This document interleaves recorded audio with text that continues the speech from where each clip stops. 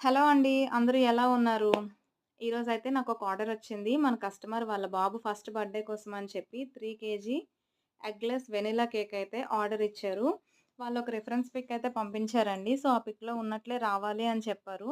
నేను అలానే చేశాను. మన కేక్ డెలివరీ ఇచ్చే ముందయితే నేను టాపర్స్‌నన్నీ సెట్ చేసుకొని డెలివరీ ఇచ్చేసాను. మన కస్టమర్ కేక్‌ని చూసయితే చాలా హ్యాపీగా ఫీల్ అయ్యారు. అలా టేస్ట్ వైస్ కూడా చాలా బావుందని చెప్పారు.